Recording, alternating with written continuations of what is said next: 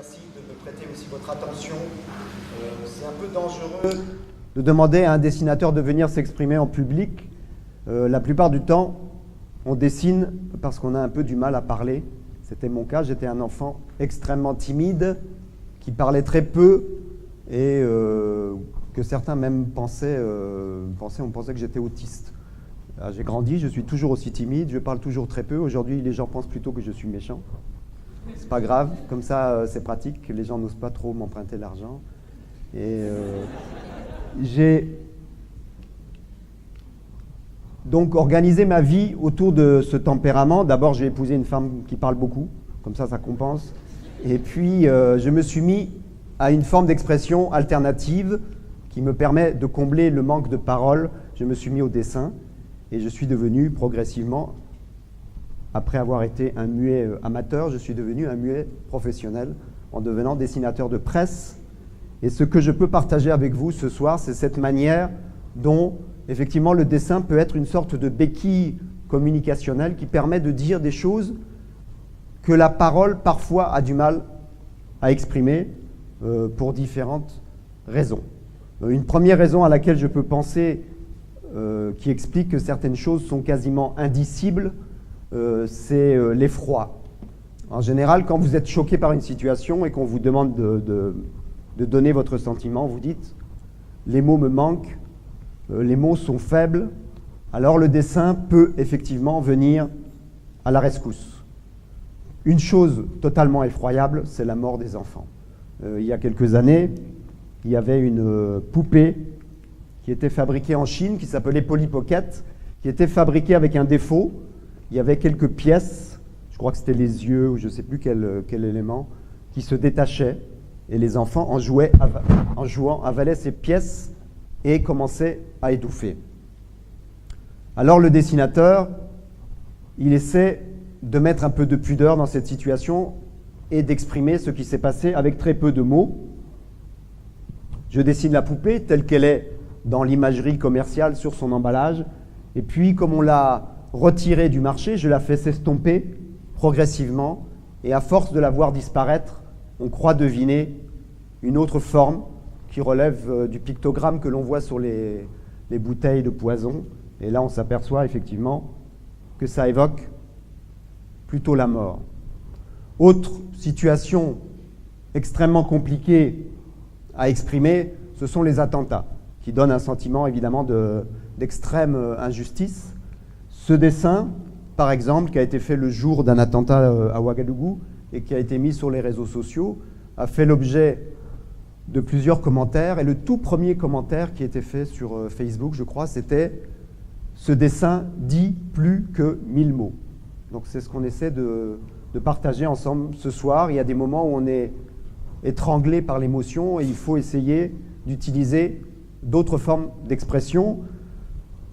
Parfois, lorsqu'il y a des attentats, on est amené à exprimer l'émotion, mais il y a aussi d'autres choses qu'il faut exprimer, des débats parallèles qui ne sont pas très faciles à développer sous forme de parole au moment du deuil. Par exemple, si on se souvient le 11 septembre, tout le monde a en mémoire les 2 tours jumelles en train de brûler et est apparu à ce moment-là un phénomène qui était un phénomène de stigmatisation d'une population à qui on attribuait certaines caractéristiques physiques qui ont montré certaines personnes du doigt en disant « Ah voilà, cette communauté a tendance à se réjouir dans son entièreté de cette situation. » Alors le dessinateur, qu'est-ce qu'il essaie de faire à un moment donné où on ne veut pas faire trop de moralisme, donc on ne veut pas faire trop de grands discours, et puis ce n'est pas le moment non plus de parler beaucoup. Alors on met cette image dans des yeux, dans des regards de plusieurs personnes, en l'espèce ce sont des enfants, et on voit bien que ces enfants qui ont les caractéristiques physiques un peu stigmatisées, notamment la jeune fille voilée, lorsqu'ils regardent l'attentat du 11 septembre, ne sont pas du tout en train de se réjouir, mais sont évidemment dramatiquement touchés comme la plupart des gens. Une autre raison qui explique que parfois la parole est insuffisante et qu'on a du mal à expliquer certaines situations, c'est la complexité des choses. Lorsque vous expliquez quelque chose à quelqu'un et qu'il n'a pas l'air de comprendre, vous le regardez puis vous lui dites « mais il faut que je te fasse un dessin ?» Eh bien oui, ce n'est pas seulement une expression, des fois c'est utile de faire un dessin. Et comme dessinateur de presse, on nous demande par exemple d'illustrer des concepts économiques un peu compliqués. Et moi, on m'avait demandé de faire un dessin sur la microfinance. Ce qui n'est pas un sujet très réjouissant parce qu'on imagine en général que tous les dessins sont censés être humoristiques. Alors, j'utilise un ressort qui est celui que l'on trouve aussi bien dans les fables européennes que dans les contes africains. C'est représenter les personnages, les protagonistes, grâce à des animaux. Et puisqu'on parle de finance, je me demande en finance quel est l'animal qui représente la négativité, la méchanceté. C'est évidemment le requin, les fameux requins de la finance. Alors la pauvreté dans mon dessin va être incarnée par un vilain requin. Et puisque je suis dans l'eau, je suis obligé de filer la métaphore. Et donc les opérateurs économiques qui vont bénéficier de la microfinance, je vais les représenter sous forme de poissons. Mais la microfinance s'adresse, comme son nom l'indique, à des micro-entrepreneurs, des micro-acteurs. Et donc là, on se dit, ce pauvre poisson, il ferait mieux de s'éloigner parce qu'il ne peut pas faire le poids face à la pauvreté. Sauf que le concept de la microfinance, c'est de donner des toutes petites sommes à des tout petits acteurs, mais en nombre assez important. Alors, on aide plusieurs poissons, puis un nombre de plus en plus important de poissons qui finissent, grâce à la microfinance, par représenter une masse susceptible de faire le poids face à la pauvreté. Une autre raison qui peut expliquer parfois que les choses sont difficiles à dire, c'est tout simplement que les choses sont parfois interdites à exprimer. Il y a parfois tout simplement une véritable confiscation de la parole. Ici, dans le dessin, vous voyez ce code que vous connaissez tous, notamment si vous lisez les bandes dessinées, le fait de représenter la parole par une bulle. Et là, on voit effectivement que la parole est au sens premier du terme confisquée par un militaire. Parfois, la censure n'est pas absolue.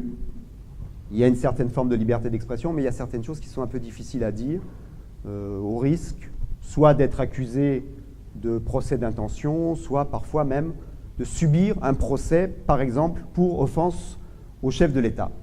Il y a une situation comme observateur journalistique que j'ai vue dans plusieurs pays, notamment la Côte d'Ivoire, notamment le Soudan avant la scission, c'est que parfois les pays sont divisés à cause d'une crise, à cause ça peut être une guerre civile, ça peut être une rébellion qui occupe une partie du territoire, et tous les hommes politiques des différents camps ont tous le mot « paix » à la bouche, « peace » en anglais.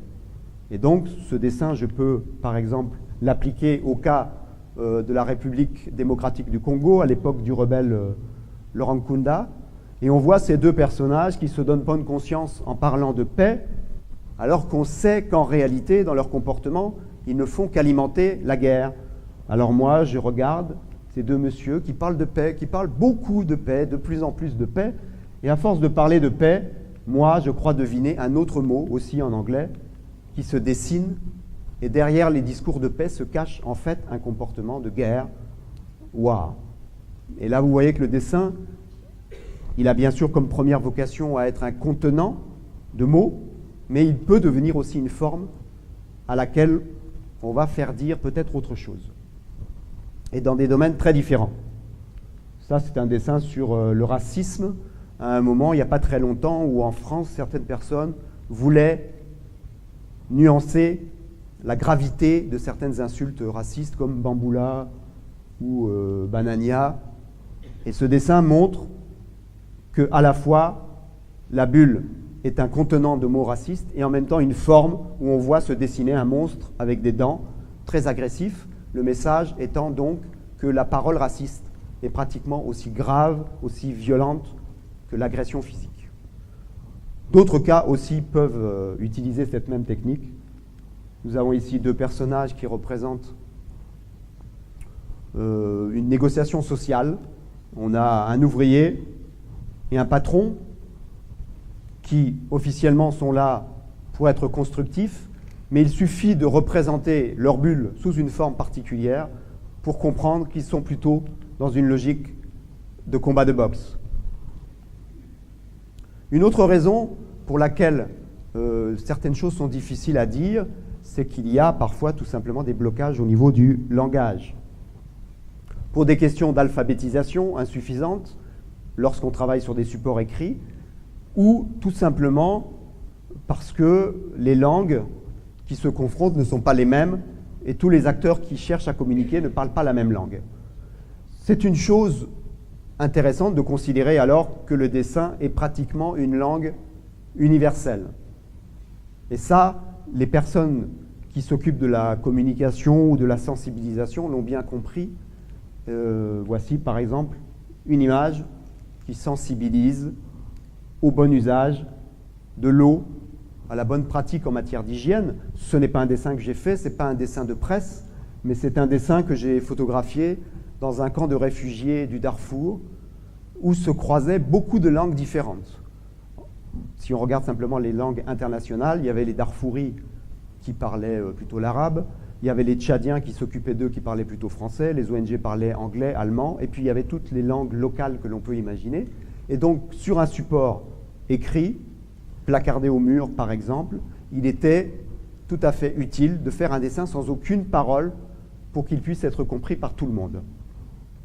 Ce n'est pas un dessin de presse, mais le dessin de presse peut utiliser la même technique. J'ai longtemps travaillé pour un organe de presse italien qui publiait systématiquement ses contenus en 3 langues, italien, anglais et français. On peut traduire un dessin, mais moi j'étais plutôt tenté de faire un dessin sans aucun mot. Et un jour, on m'a demandé de traiter la question de l'après-Kadhafi. Quelques mois après Kadhafi, on sentait que les islamistes radicaux risquaient, en tout cas étaient en situation de prendre le pouvoir. Alors moi, je commence par dessiner Kadhafi, et puis moi, j'ai l'esprit très simple et très bête, et donc comme on a dit qu'on a renversé Kadhafi, ben moi, j'ai renversé physiquement Kadhafi. Et Kadhafi prend la forme, lorsqu'on le retourne, d'un barbu enturbané. Donc là, on pourrait faire, à partir de ce dessin, tout un long article de plusieurs pages pour expliquer la situation, mais le dessin essaie de résumer cela. Parfois aussi, il y a des choses qui sont difficiles à dire parce qu'elles font l'objet d'une hypersensibilité, et on constate depuis quelques années que la question religieuse, par exemple, devient de plus en plus difficile à aborder de façon, en tout cas, assez indépendante. Et on se rappelle évidemment les affaires même des caricatures de Mahomet, ce qui veut dire que dans ce cas-là, le dessin n'est pas toujours la meilleure manière d'apaiser les esprits, sauf à utiliser le dessin de façon un peu contournée et de façon un peu ludique. Et voici, par exemple, sur la représentation de Mahomet, un dessin qui joue sur la complicité qui peut exister entre un lecteur et le dessinateur récurrent dans un journal. Et là, on invite le lecteur à caricaturer lui-même le prophète à la manière de Charlie Hebdo. Je ne veux pas m'arrêter là parce que sinon on ne va pas me payer le dessin, on va dire que j'ai rien dessiné. Donc je vais quand même dessiner peut-être d'une certaine façon Mahomet, mais de façon ludique, c'est-à-dire comme un jeu. Et là on voit effectivement que si les gens relient les points, ils vont tomber exactement sur le fameux Mahomet dessiné dans Charlie Hebdo et qui avait fait l'objet de plusieurs couvertures, notamment après l'attentat de Charlie Hebdo. Ce qui est important, c'est de faire passer des messages, et je pense que ce dessin fait passer plusieurs messages. C'est un message aux djihadistes, ça montre qu'ils nous fatiguent un petit peu, qu'ils ne devraient pas nous interdire de dessiner Mahomet, mais on essaie de jouer un peu à cache-cache avec eux. C'est un dessin peut-être aussi qui se moque aussi des dessinateurs, parce qu'on sent que le dessinateur, il a un peu peur de dessiner Mahomet, il veut s'en remettre au lecteur et repousser la responsabilité loin de lui, et les dessinateurs n'ont pas toujours beaucoup d'autodérision, donc ça c'est important.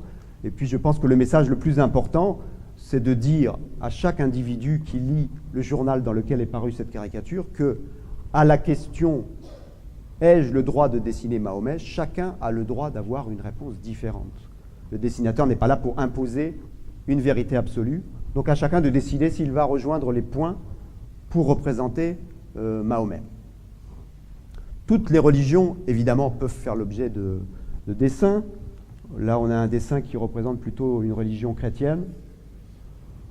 L'idée, encore une fois, n'est pas d'insulter gratuitement ou de faire un dessin juste pour provoquer quelqu'un, mais de faire passer un message.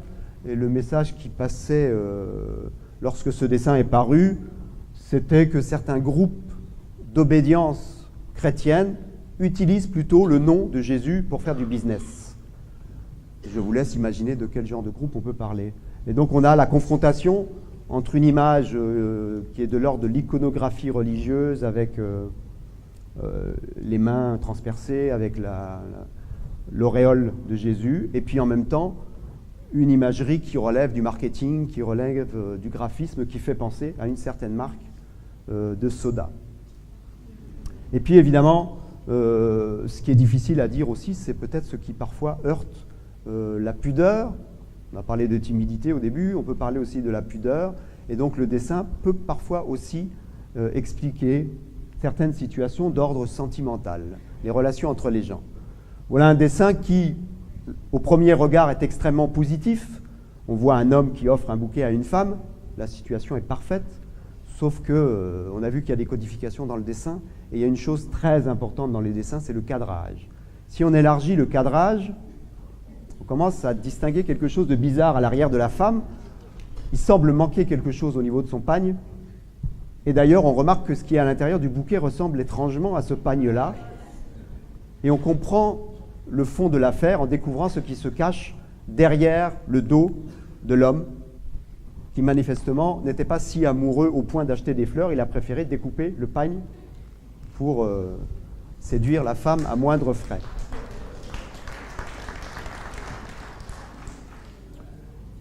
Vous voyez déjà, c'était le cas aussi dans le dessin sur la République démocratique du Congo, que dire des choses indicibles, c'est aussi parfois dire l'hypocrisie, dire ce qui n'est pas dit. Et l'hypocrisie peut évidemment exister dans les relations amoureuses. On voit ici un trio assez classique. Je vois qu'il y a des gens qui se reconnaissent. On a une femme manifestement délaissée, triste, qui regarde celui qu'on peut imaginer si on fait une comparaison des tranches d'âge, on peut imaginer que c'est son mari au milieu, et elle, on exprime sa pensée par un cœur un peu fissuré. Lui, manifestement, son attention est attirée ailleurs. Il a aussi un cœur, mais qui a une autre nature. Et la jeune fille a également un cœur d'une autre nature. Donc là, on dit ce que les gens ne disent pas parce que c'est interdit ou trop sensible, mais parce qu'ils n'ont pas envie de le dire, parce qu'il y a une forme d'hypocrisie. Et puis évidemment, si on parle des relations intimes et de la difficulté d'exprimer certaines choses, on pense évidemment à la sexualité, qui est en Afrique, pour le dessinateur de presse, je crois, le tabou majeur. On s'aperçoit que quand un dessinateur dessine quelque chose à caractère un peu sexuel, il provoque tout de suite une réaction outrée. Lui-même semble paniquer, alors il essaie de finir son dessin rapidement pour le maquiller, et ça devient autre chose. Et c'est un peu curieux, parce qu'on imagine que normalement, un militaire avec une calache est plus dangereux qu'un dessin de pénis. Mais ce n'est pas toujours le cas. Et puis pour terminer toujours sur ces notions, une autre manière d'exprimer les choses qui ne sont pas dites de façon graphique. Voilà encore une situation sentimentale avec un couple, situation qui a l'air de se dérouler de façon tout à fait positive. On voit que l'homme a dessiné un cœur sur le sol, donc il a manifestement de très bonnes intentions. Et là, on peut avoir une autre manière de voir les pensées cachées, lesquelles pensées sont elles-mêmes un souhait de ces personnes. Chacun se demande, est-ce que tu souhaites ce que je souhaite? Est-ce que tu désires ce que je désire? Et c'est par la projection des ombres des personnages sur le mur qu'on va comprendre ce que chacun a en tête. La femme, lorsqu'on projette son ombre sur le mur, on voit une femme avec un gros ventre, donc on imagine qu'elle souhaite que cette relation aboutisse à quelque chose de durable qui permettra éventuellement d'amener une grossesse, des enfants, une progéniture. Est-ce que c'est la chose à laquelle l'homme pense? Je vous laisse déchiffrer ce qui est visible.